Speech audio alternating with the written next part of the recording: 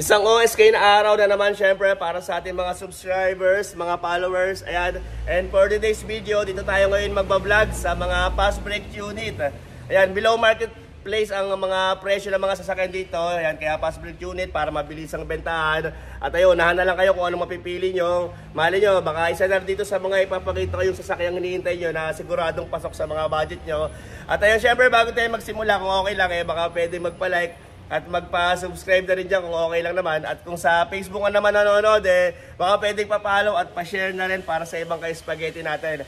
Okay, at para sa magpapa-schedule, kasi dito for schedule ang viewing, ayan, para ma-ready natin yung sasakyan. Kita nyo naman, napakasikip. At ayun, ma-update ko rin kayo kung available pa yung sasakyan bago kayo pumunta. Ayan, text or call kayo, ayan yung aking contact number. Mas okay kung one day before tawagan nyo ako para ma-check natin yung unit at ma-ready. At para sa sample quotation for financing, ayan, mag-PM kayo sa aking messenger. Ayan, sa Facebook, i-type nyo lang Sir Bugs.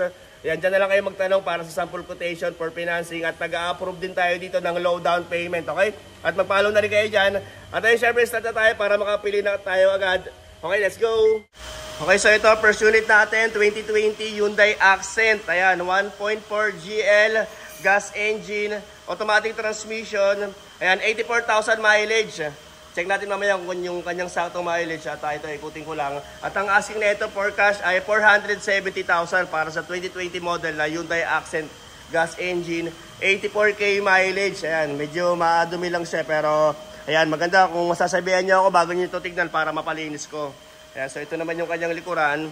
Sa gulong, makapal pa yung gulong na ito Ayan, no? Then, naka-hubcap siya kasi ganyan yung stock ng mga Hyundai Accent. Nakatint na rin.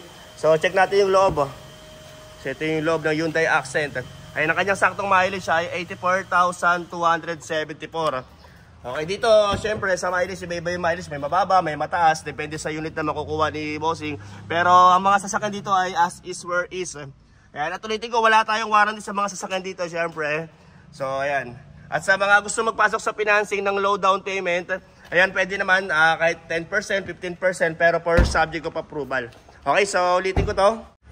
Okay, so ayan, 2020 Hyundai Accent 1.4 GL. Ayan, automatic transmission, gas engine, kulay gray. Ayan, 84,000 plus mileage. 470,000 para sa cash and for financing is 490,000. Pero syempre sa price na yun, may babayaran pa yung shuttle mortgage, insurance at saka transfer. Okay, so lipat tayo sa ibang unit. Okay, next tayo dito. Ito, 2021. MG ZS Style 1.5. Ayan, automatic transmission, kulay white, gas engine. Ayan, 53K plus mileage. Okay, ang kanyang asking ay 485,000 para sa cash, 485, and for financing is syempre plus 20,000 kasi ayan, si financing kasi is matagal magbayad. So ayan, meron tayong dagdag na 20,000. Okay, pero syempre kung cash ito bibili, hindi pa rin kasama ang transfer dito at saka yung rehistro kung pasuna. Yan, babayaran nyo yun. At kung gusto nyo naman, meron din tayong takalakad dito ng transfer. Yan, para hindi na kayo maabala. Okay, so ito sa gulong, ganoon din. Nakapal pa yung kanyang gulong, naka-mugs. Ayan, at ayun. Nakatinta rin, kulay white. So, check natin yung loob. Ayan. So, ito yung kanyang loob. Ayan, MG ZS Style 1.5 engine. Ayan, ang kanyang mileage ay 53 plus, 53,000 may get. At ulitin ko, sa mga susi ng mga unit dito, madalas isa lang at kung dalawa yung susi, chamba. Okay, so maduplicate na lang kayo kung isa lang yung susi na makukuha yung unit. Ayan, meron na rin siyang tatlong back sensor. Ayan, ZS Style, 1.5 engine, 2021 MG. Okay, so ulitin ko. Okay, so ayan, 2021 MG ZS Style 1.5. Ayan, automatic transmission, kulay white, gas engine, 53K plus mileage. Okay, 485,000 para sa cash, 485,000, and for financing is 505. Ayan, tama ba yung compute ko? So ayan, save nyo na lang yung aking contact number siyempre para hindi nyo makalimutan para sa gusto magpa-schedule. Okay, next unit tayo. At ito, next unit natin, ayan, sa mga naghahanap ng Honda City. Ito, last time na nag-vlog ako na ito, kung napanood nyo yung last year na vlog ko na kulay red din, 2019 na Honda City is nasa 600 plus pa, 648 yata yun Pero dito syempre, dahil fast brake unit, so ito, 2019 Honda City 1.5e, ayan, automatic transmission, kulay red, gas engine, okay, 70K plus mileage, ang kanyang asking ay 540,000 lang para sa cash. 540,000 and for financing is plus 20,000. Ayan, kung napanood yung nakarang vlog ko, napakataas talaga doon. Siyempre, hindi naman natin pwede pangunahan yung mga bossing natin sa kanilang mga presyo. Doon naka-body kit na rin yung isang yan, no? Honda City E, gas engine. Ayan, naka-tinta rin, naka-rain visor. Ayan, naka-two-tone mags sa gulong, makapal pa yung gulong nito. Ayan, pero syempre, sabihan nyo kasi kita nyo naman, no? Sa mga magpapa-schedule, para matanggal ko yan dito. Kasi kung pupunta kayo dito, maghihintay kayo ng matagal, lalo kung wala tayong driver, mahirap magtanggal lang sa sakil kapag nasa sulok. Okay, so ito naman yung kanyang likuran. Ayan, medyo malikabok lang. Honda City IB Tech. Ayan. Okay, so check natin yung loob. Okay, so ito yung loob ng Honda City E 1.5. Ayan, automatic transmission with 74k plus mileage, 74,000. Ayan, medyo sa edad niya, medyo mataas na ng konti yung mileage niya. Pero ganun kasi nakuha ni boss. So ganun din bibenta, syempre. At sa mga dubi-dubi na yun, lilinisin pa naman yan, syempre. Okay? Okay, so ayan, ulitin ko. 2019 Honda City 1.5e. Ayan, automatic transmission, kulay red, gas engine, 70k plus mileage.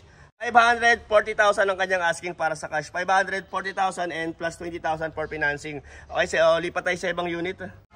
Okay, so ito ang next unit natin. Ayan, 2016 Honda Mobilio 1.5B. Ayan, 7-seater, automatic transmission, kulay black, gas engine. Ayan, 87k plus mileage. Okay, ang kanyang asking ay 485,000 para sa cash, 485 and for financing is ayan, plus 20,000. Okay, so siyempre sa mga unit dito, kung may request kayo, pagpunta nyo lang dito kung cash payment, pag-usapan na lang pag after nyo na makita yung sasakyan. Okay, so ito nakamag sa gulong, parang nasa 70% pa yung kapal ng kanyang gulong. So nakatint na rin, naka-rain visor. Ayan, check natin yung kanyang loob. So ito yung kanyang loob ng Honda Mobilio. Ayan, wala na akong ilaw ngayon pero malinaw naman yung ating camera. So ito, pero sana maninag yun, sobrang dilim kasi. So ayan. At ito naman yung kanyang likuran. Ayan, meron na rin siyang back camera. Ayan. IB Tech. B-bar yan. Kulang ng ano rito. May natanggal na isang ticket. So ayan, 20,000 ang celebration nila dito. Mapa-cash or financing. Okay, so ulitin ko. Okay, so ayan, 2016 Honda Mobilio 1.5B. Ayan, 7-seater, automatic transmission, kulay black, gas engine, 87k plus mileage. Okay, ang kanyang asking ay 485,000, 485,000 para sa cash and for financing is 505. Ayan, okay, so lipat tayo dito sa isang unit na to. Ito yung arrival din natin to Okay, so ito, ang baba ng mileage na itong isang yan, 2015 Chevrolet Captiva 2.0 BCDI. Ayan, diesel engine, 7-seater, automatic transmission. Ayan, 28k plus mileage only.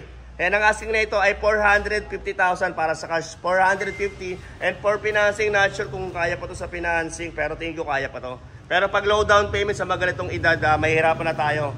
So ayan, pero kung financing, ayan, ganun pa rin, plus 20,000. Okay, siyempre, plus shuttle mortgage, insurance, at saka transfer. And sa mga sample quotation, ang pinapasa ko ay estimate lang dahil, ayan, hindi ko kasi kabisado yung paano compute nila sa insurance, sa transfer, at yung shuttle mortgage. So, ito yung kanyang likod. So, kunin ko lang yung susi para mapakita ko yung loob na itong isang yan. At ito, ayan, isa lang yung susi ng Chevrolet Captiva. So, check natin yung loob. Ayan. So ito yung kanyang may wagang loob. Ayan, naka-leather seat na rin. Ayan, sariwa yung loob na ito. 28k mileage yun. Ayan, mukhang hindi masyadong gamit tong isang to. Ayan, sariwa. Pati yung dito sa mga hawakan niya. Ayan, ito yung mga sa sobrang dami ng mga sasakyan ng mga unang may-ari. Ayan, hindi na nila nagagamit yung mga ibang sasakyan nila. Pero ito sariwa, 28,000 mileage. Ayan, naka-stock na LCD monitor, naka-leather seat. At yun, ulitin ko, para sa gusto magpagawa ng German leather para sa inyong mga sasakyan, ayan, mag-PM kayo sa Facebook page na yan. Diyan na lang kayo magtanong para sa design at price. At ito naman yung kanyang upuan sa likod. Sariwa, 7-seater, diesel engine, 2015. So ito, may new na to. Okay, so ulitin ko. Okay, so ayan, 2015 Chevrolet Captiva 2.0 BCDI. Ayan, diesel engine, 7-seater, automatic transmission. Ayan, 28k plus mileage for only 450,000 para sa cash. 450,000. Okay, so lipat tayo sa ibang unit. At eto, kung ang budget mo naman ay 200k plus, ayan, baka para sa iyo na yung isang yan, 2014 Mitsubishi Mirage G4 1.2 GLX. Ayan, manual transmission, kulay white, gas engine, 82k plus mileage. Ayan, 245,000 para sa cash, 245. And ganun pa rin for financing is plus 20,000. Ayan, para sa manual transmission na Mirage. Ayan, iba na yung mag-state, mukhang pitalitan na ng unang may-ari. Sa gulong niya, makapal pa naman yung kanyang gulong. At ayun, medyo madumi lang. Pero no worries, lilinisin naman yan bago yan ilabas dito sa sarado. Hindi ko na siguro papakita yung loob na ito kasi maraming beses naman ako nagpakita ng loob ng mga Mirage. Ayan, may back camera na rin. Meron na rin pakpak. Ayan, may spoiler. Kulay white. Okay, so ayan, ulitin ko. 2014 Mitsubishi Mirage G4 1.2 GLX. Ayan, manual transmission, kulay white. Gas engine, 82k mileage. For only 245,000. Ayan, may kotse ka na 245,000. And for financing is ganun pa rin, plus 20,000. Okay, so lipat tayo sa ibang unit. At eto, meron pa tayong isa pang tagto 200 plus dito na unit. So ito, 2007 Honda Civic 1.8S. Ayan, automatic transmission, kulay blue. Okay, 86,000 mileage, 86k plus mileage, gas engine. Okay, ang kanyang asking ay 285,000 para sa cash. 285,000 ito, na makinis tong isang to kahit na 2007 model. Ayan, naka tint, naka rain visor. Ayan, naka body kit. Body kit ba yan? Ay hindi, design lang pala, para akala ko naka body kit. So ito, naka mags na rin, sa gulong makapal pa. Ninilaw na yung kanyang mags siyempre. So ikutin lang natin. Not sure kung kaya pa ito sa financing kasi may limit lang na year model pag financing at saka pag low down payment. So check naman natin yung likod. Ito, naka-spoiler na rin siya. Ayan, meron na rin dalawang back sensor. Ayan, 1.8B. Ay, apat pala yung kanyang back sensor. At sa tambucho, upgraded na rin. So check natin yung loob kung ito'y bukas. At ito naman yung kanyang loob. Ayan, naka-stock monitor din. Ay, not sure kung stock yan. Ay, hindi. In-upgrade na pala yan. Lenovo. Ayan, dito, kung mapapansin nyo, kahit tignan nyo sa market, napakamura ng mga unit dito. Ayan, cheapest in the market. So ito, 2007 Honda Civic, naka-pabrikado lang siya na upuan. Ayan, aray, sikip. Okay, so ulitin ko to. Okay, so ayan, 2007 model Honda Civic 1.8S. Ayan, automatic transmission, kulay blue, gas engine. Ayan, 86k plus mileage. 285,000 ang kanyang asking para sa cash price. Ayan, 285,000. Okay, so lipat tayo sa ibang unit. At ito, next unit natin, ayan, Hyundai Tucson. Ito, sariwa to, makinis. Tsaka ang bango ng loob nito. Ayan, manual transmission. So ito, 2017 Hyundai Tucson 2.0 GL. Ayan, gas engine, manual transmission, kulay maroon. Ayan, 57k plus mileage, 545,000 ang kanyang asking para sa cash. Ayan, 545,000 and for financing, ganun pa rin, plus 20,000. Pero ito, makinis to. Medyo maalikabok lang siya, pero napaka-sariwa na ito. Ayan, nakatinta rin, naka-rain visor. Tsaka napakaganda ng mags nito at sa gulong, napakakapal po. Parang nasa 90% pa yung kapal ng kanyang gulong. So, check natin sa likod. Okay, so ito naman yung kanyang likuran. Medyo madumi lang Ayan, pero lilinisin naman yan. Hindi lang kami nagpupuli detail dito, pero pwede pa naman yan i-bopping. Ayan, pati loob, engine wash. Ayan, so ito na naka-apat na back sensor na rin. So, check natin yung loob. Ayan, ito yung kanyang loob ng 2017 Hyundai Tucson. Ayan, manual transmission, gas engine. Bango nito, may bubble gum. So, ayan, medyo na to. Siyempre, meron tayong online bank transfer or GCash for reservation. Pero mas maganda, ma-check nyo muna yung unit kasi dito is as is where is tayo. Siyempre, kung sakali magba-backout kayo na para reserve nyo na, mapoporpit yung pinang-reserve nyo pag nag-backout kayo. Okay, so ulitin ko to. Okay, so ayan, ulitin ko to, 2017, ayan, Hyundai Tucson 2.0 GL. Ayan, manual transmission, gas engine. Okay, 57k mileage for only 545,000 ang kanyang asking para sa cash. And ayan, plus 20,000 kung financing. And then para sa ibang unit na hinahanap nyo, marami pa tayo dito mga pang low budget. Ayan, tingin na lang kayo sa aking Facebook page kasi hatiin ko na lang yung vlog ko para hindi masyadong mahaba at baka kayo yung maumay sa akin. Ayan, marami pa tayo pang low budget dito. Ayan, baka isa na dyan yung mga hinahanap nyo. Baka estimate ko, baka 200 plus lang yung mga yan eh. Okay, so meron pa tayong Ertiga dito. Not sure kung na-vlog ko na to. And then may bago pa tayong isa pang Ertiga doon na 2019. Pero yan, medyo mataas lang yung mileage niya eh. Okay, so balik na muna tayo sa akin.